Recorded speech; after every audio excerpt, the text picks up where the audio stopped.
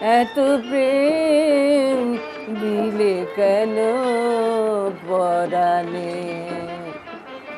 আপনার নট্য কোম্পানিতে যাওয়া এবং মাখনলাল নট্য সম্পর্কে মানে আপনার স্মৃতি কিছু বলুন, নট্য কোম্পানিতে কাজ করার স্মৃতি বা মাখনলাল নট্য ব্যক্তি মানুষ বা নট্য কোম্পানির মালিক, তার সঙ্গে কাজ করার অভিজ্ঞতা কেমন? মাখনবাবুর নট্যে যাওয়া সে একটা অদ্ভুত ব্যাপার। বিনা তখন অসুস্থ হয়ে পড়লো, মানে বিনার বাচ্চা হবে আর কি। তখন বিনা অসুস্থ হয়ে পড়লো। আমাকে তখন প্রবোধদা, সুজনদা, মাখনবাবু আমার বাড়িতে এলেন। তখন আমি ইছাপুরে থাকতাম। আমার বাড়িতে গেলেন, গিয়ে বললেন যে এরকম ব্যাপার। আমাকে আবার রেকমেন্ড করেছেন ব্রজেন্দ্রে, যে মাস্টারমশাই ছিলেন, হেডমাস্টারমশাই, তিনি রেকমেন্ড করেছিলেন যে আমাদের এখানে অ্যামেচারে খুব ভালো অভিনয় করে বেলা সরকার, তাকে যদি তোমরা একবার দেখতে পারো, সে পারবে কি না তাকে একবার দেখতে পারো। তার মানে মেন রেকমেন্ডেশনটা ব্রজেন্দ্র কুমার দের ছিল? হ্যাঁ, ব্রজেন্দ্র কুমার দের। আচ্ছা। উনি তারপরে আমার এখানে মাখনবাবু এলেন আমার বাড়িতে, এসে সুজনদা, প্রবোধদা, ওরা প্রবোধবন্ধু অধিকারী, সুজন চন্দ্র, ওরা আনন্দবাজার অফিসের, ওরা তখন আমার কাছে এলেন। এসে তারপরে বললেন যে আপনি আমাদের ওখানে চলুন। তা আমি বললাম আমি তো থিয়েটার করি, যাত্রা কি সেরকমভাবে পারবো, আমি থিয়েটার বেশি করি। এবং আমার একটা ভয়ও ছিল, ভীষণ ভয় ছিল, বিশেষ করে পেশাদার। অবশ্যই অবশ্যই এবং পেশাদার। নট্য কোম্পানি। নট্য কোম্পানি। আর কী বলে, প্রবোধদা বলতেন যে যেতে হলে সত্যজিৎ রায়ের দলে যেতে হয়, আর গেলে নট্য কোম্পানির দলে যেতে হয়। তার মানে আপনি বলতে চাইছেন নট্য কোম্পানি যাত্রা সত্যজিৎ রায়? সত্যজিৎ রায়, আচ্ছা। যেটা ওরাই বলেছে আমাকে। আচ্ছা আচ্ছা। প্রবোধদা, সুজনদা বলতেন যে যদি যাও তুমি, হয় সত্যজিৎ রায়ের মতো মানুষের কাছে যেতে হয়, নইলে মাখনবাবুর লোকের কাছে যেতে হয়। তা আমি মাখনবাবুর যাবো। আমি যদি পারি তা আমায় রাখবেন। আমি প্রথম বলেছিলাম যে আপনার এখানে 15 দিন আমি একটা করলাম, কন্ট্যাক্ট করলাম 15 দিন। 15 দিনে যদি দেখেন যে আমি পারছি করতে, তাহলেই আপনারা নেবেন, নইলে আমাকে ছেড়ে দেবেন। আমি বলেছিলাম ওনাদের। তা আমি গিয়ে ওনাদের ওখানে যা যা অভিনয় দিয়েছিলেন বা যা লেখা টেখা দিলেন, মা কানাইদা বলে, কানাই মল্লিক বলে ওনাদের প্রম্পটার ছিলেন। তো উনি বলেছিলেন 7-8 দিন পরে যে আমার মনে হচ্ছে বাবু, ওরা মাখনবাবুকে বাবু বলে ডাকতো, বাবু আমার মনে হচ্ছে উনি বিনাদির চাইতেও ভালো করবেন। গানটা হয়তো ওনার সেরকম নয়, কিন্তু অভিনয় উনি অনেক ভালো করবেন। ওই প্রম্পটারই আপনাকে অনেক হেল্প করেছিল চরিত্রগুলো তুলতে? প্রচুর হেল্প করেছিলেন, কারণ তখন তো কম্পোজিশন টম্পোজিশন যে ওদের যে কম্পোজিশন জানতাম না, ছিল করা ছিল সব আগে থেকে। ট্রাকের উপর বসে একবার এইদিকে একবার ওইদিকে যা, সেরকম তো কম্পোজিশন তখন রস্ট্যাম্প আসেনি নট্যতে। হ্যাঁ, আর অরুণ ছিলেন, অরুণ দাশগুপ্ত। আচ্ছা, অরুণ দাশগুপ্তের কাছে প্রথম শেখার অভিজ্ঞতাটা কেমন আপনার? অরুণদা মোটামুটি, মানে খুব একটা ভালো খারাপ হবে এটা বলবো না। অরুণ দাশগুপ্ত যেহেতু বিনা ওনার হিরোইন বা বিনা ওনার স্ত্রী, সেখানে একটুখানি থাকবেই। যা মনে হতো যে উনি দেখাতেন ঠিকই, তা ওই কী বলে, মাহবুব বলতেন যে কে কানাইদাকে বলতেন যে কানাই, তুমি যা জানো কম্পোজিশন, তুমি যা জানো সেটা তুমি বেলাকে করিয়ে দেবে।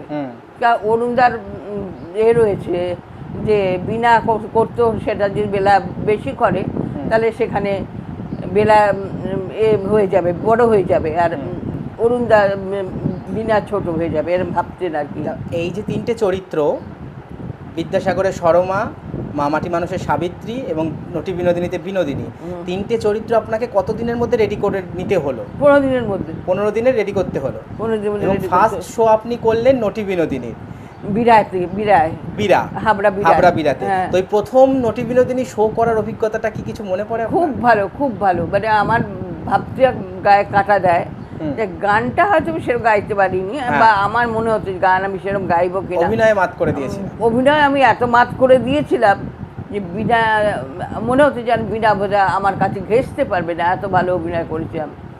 যার জন্যে বিনাকে অরুণদা বলেছিলেন যে বেলা যা ভালো অভিনয় করছে এরপরে তুমি করো না, এরপরে তুমি করো না। নতুন বই যদি করে মাখনবাবু, সে অচল পয়সা যখন করতেন সেই বইতে তুমি জয়েন করো, কিন্তু যেগুলো পুরনো বই এতে আর তুমি জয়েন করো না, কারণ বেলা তোমার চেয়ে ফার অ্যাক্টিং করছে, ভালো করছে আর কি, ফার বেস্ট অ্যাক্টিং করছে। সেখানে সুনীল চৌধুরীও গেছিলেন, সুনীল চৌধুরী ওনার দেখা টাকা দিতেন, তা বলেছেন যে বেলা বেলা সরকার অনেক ভালো অভিনয় করছে, তা দেখো ভেবে তুমি কি করবে না করবে। আমি যখন জিজ্ঞেস করতাম সুনীল চৌধুরী যেহেতু লেখক, আমি জিজ্ঞেস করতাম সুনীলবাবু কেমন হচ্ছে অ্যাক্টিং, ওই শো হচ্ছে আর কি, কারণ উনি এরকম ভাবে বলতেন শো হচ্ছে আর কি। আচ্ছা, উনি বলতে চাইতেন না যে ভালো, সত্যিটা বলতেন না মুখে। হ্যাঁ, আমাকে বলতেন না যে ভালো অভিনয় করতে, তা বলতে শো হচ্ছে আর কি, এরকম বলতে। বিনোদিনী তাও কপালা করেছিলেন আপনি, মনে পড়ে? অনেক দিন করেছি, প্রায় 50 পালা। হ্যাঁ, ওদের তো একসঙ্গেই 3-4টে বই চলতো। হ্যাঁ, 3-4টে বই একসঙ্গে পরপর হয়ে যেত। তারপর আপনার মানে নিজের চরিত্র পেলেন অচল পয়সাতে। অচল পয়সা, তো অচল পয়সায় কেয়ার মতন একটা আধুনিক নারীর চরিত্র কিভাবে আপনি ফুটিয়ে তুললেন? সে বিনা এসে বলেছিল, হ্যাঁ মাখনবাবু এইসব রোল লিখিয়ে দিয়েছে ভৈরববাবুকে দিয়ে, আমার রোলটা সে ঝিনুকের মতো, এত ভালো রোল, আমার মনে হয় এত ভালো রোল বোধহয় ভালো হয়, এই হলো গান আলাদা, গান তো প্রচুর, আমার তো দুটো গান ছিল, একটা ইংরেজি গান ছিল, একটা বাংলা গান। মনে আছে অচল পয়সার গানটা? ইংরেজি বইটার গান মনে নেই, বাংলাটাও সেরকম মনে নেই, ও যে বলতে পারে সব ভুলে গেছি, ইংরেজি বাংলা মিশিয়ে। ওই যে আপনি বলুন। ওরকম বলে তো হবে না, একটু। আর ওই যে শুনে যাও দিব্যেন্দু, শুনে যাও জবাব নিয়ে যাও, সেই সংলাপটা মনে পড়ে?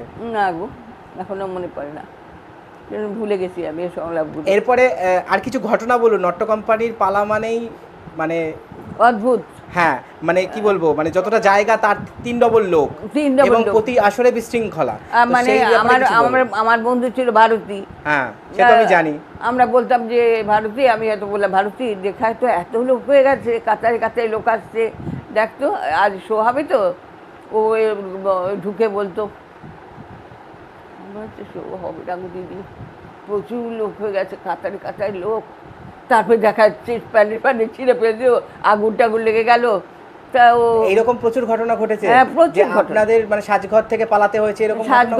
সাজঘর থেকে আমরা কম পালিয়েছি, কিন্তু সাজঘরে এসে ওই আমাদের মেকআপের বক্সটা ভেঙে দিয়েছে, পা দিয়ে মারিয়ে। মেয়েরা কোথায় যাবে, গিন্নুমে ঢুকে পড়েছে, সে ভেঙে চুরবার করে। সতীশদা আমাদের, রমেশদা আমাদের মানে আপনাদেরকে সব ইয়ে করে বাঁচিয়ে নিয়ে যেখানে আমার থাকতে দিয়েছে বাসা বাড়িতে, হ্যাঁ সেখানে গিয়ে রেখে দিয়েছে, আমাদের নিয়ে গিয়ে তালা বন্ধ করে দিয়েছে। আচ্ছা, আমরা আর বেরোতে পারিনি কোথাও। এত লোক হয়েছে, 15,000 10,000 লোক, এত লোক সব সময়, একদিন দুদিন না। আর আপনি তো এত মালিকের সাথে কাজ করেছেন, তো যাত্রার মালিক হিসেবে মাখন নট্যের অবদান মানে আপনি কিভাবে দেখবেন ওনাকে, মানে ওনার কার্যকলাপ বলুন বা শিল্পীদের প্রতি ওনার দায়িত্বশীলতা, সেই ব্যাপারগুলো বেলা সরকারের চোখে কতটা ধরা পড়েছে? খুব ভালো। উনি দীনেশ নদী অগ্রগামী, খুব ভালো। মাখন নট্য খাওয়ানোর ব্যাপারে কেমন ছিলেন? মানে খুব নাকি? দুর্দান্ত। ওনার খাওয়ার এবার কোনো ব্যাপার নেই। আপনাদের শোতে বিভিন্ন জায়গায় সন্দেশ প্যাকিং করে ওই নকুরের দোকানের কথা বলুন। হ্যাঁ, নকুরের দোকানের সন্দেশ, রসগোল্লা নয়, সন্দেশটা মাখা সন্দেশ, এমনি সন্দেশ, খাবার ওনার তুলনা ছিল না।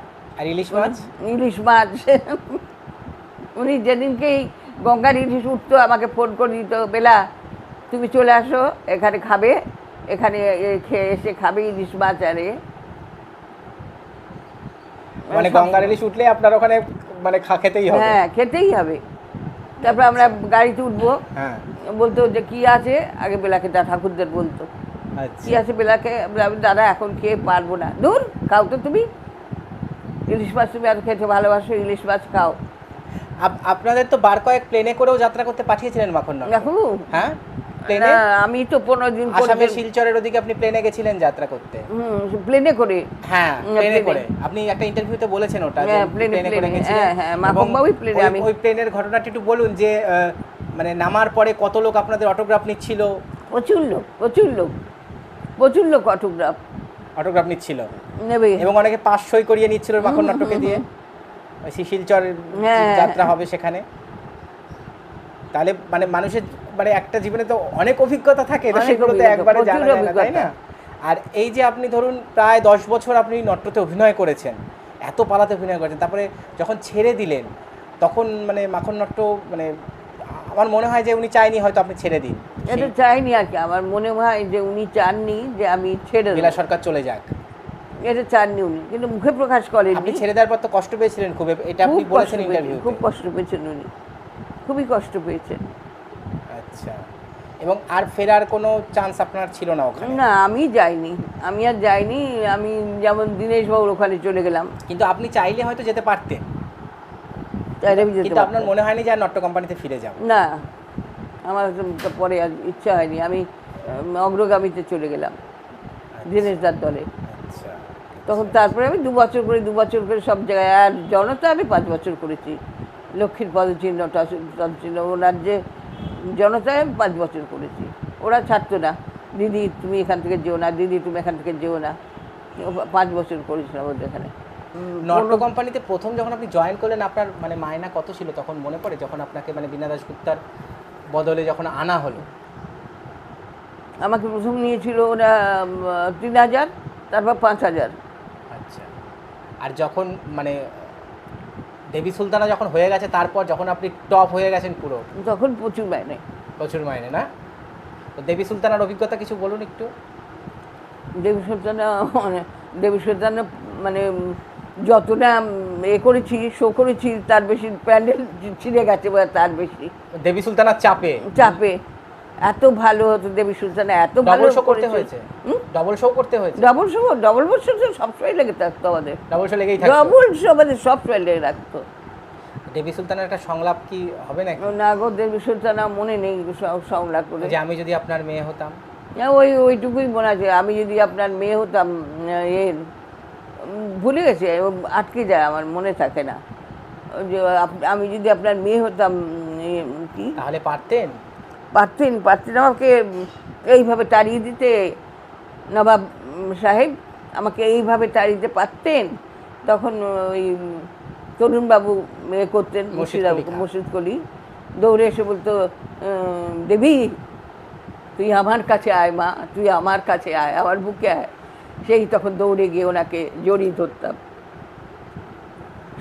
শোন রে দুরাচার, অম্বারে সাজাই ঋতরা দানবী রাক্ষসী, রক্ত চাই ক্ষুধিত নারী আত্মা মোর, লক লক জিহ্বা বলি নর রক্ত চায়, বিষ কন্যা যদি আমি বর্ষণ করিব বিষ ধারায় ধারায়। আচ্ছা, আগে তো আপনার মানে কম সিন আপনার জন্য লেখা হয়েছিল, তারপর আবার আপনার সিন বাড়ানো হলো মাখন নাট্যের কথাতে, তো মানে তারপর অনেকে বলেন যে বীণা দাশগুপ্তার থেকেও কিছু কিছু জায়গায় কেয়ার চরিত্রের যশ বেশি হয়েছিল, অনেক বেশি যশ হয়েছিল। মানে আমি যখন প্লেন থেকে নামছি শিলচরে, তখন ওরা মানে ওখান থেকে ধরেছে, বেলা কেয়া এসছে তো, কেয়া তখন কেয়া সরকার, কেয়া এসছে তো, কেয়া কোথায়, কেয়া কোথায়, এইখান থেকে সই চলছে, ওখান থেকে সই চলছে, আর ওখান থেকে চলছে যে আমি কি করব, কি গান গাইব। সেই গাই থেকে চলে গেল, আমরা গেলাম, বাবা ওই রকম দেখে বীণা আর কি মানে কেঁদে ফেলেছে, বেলার এত ওখানে এত ক্রেজ দেখে দেখে বীণা তো প্রায় কাঁদবার কেঁদে ফেলছে। আমরা তো প্রত্যেক বছর আমাদের রেকর্ড হতো হিস মাস্টার ভয়েসে, প্রত্যেক বছর রেকর্ড হতো। বীণা আমি হয়তো রেকর্ড করছি, বীণার সবেতেই কষ্ট, কিছু করার নেই, আমাকে যেরকম পার্টি দিয়েছে সেরকম তো আমি করবো। সেসব দিন গেছে আলাদা গো, সেসব দিন গেছে আলাদা। গঙ্গাপুত্র ভীষ্মতে আপনাদের জন্য ইন্ডিয়ান সিল্ক হাউস থেকে বেনারসি কেনা হয়েছিল, তো সেই বেনারসির গল্পটা একটু বলুন।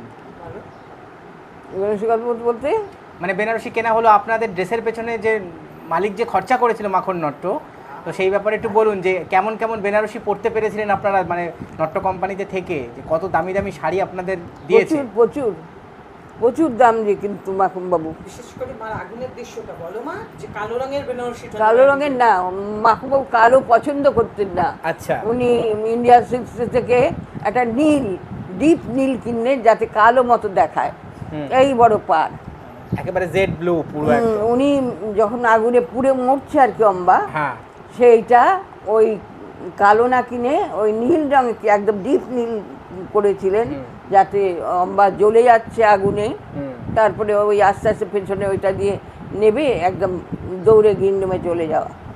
অদ্ভুত ব্যাপার।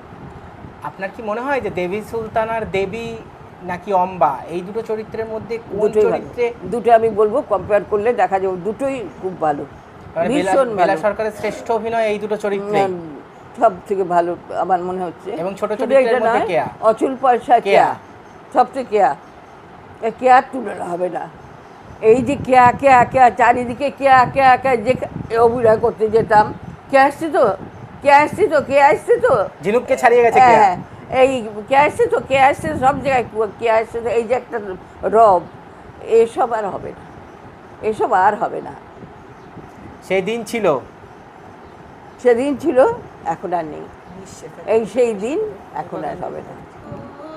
আগুন তাপে দগ্ধ দেহ, মরণ কেন দিলে না, মরণ কেন দিলে না, সবই যদি নিলে বিধি, ক্ষুধা কেন নিলে না, ক্ষুধা কেন নিলে না।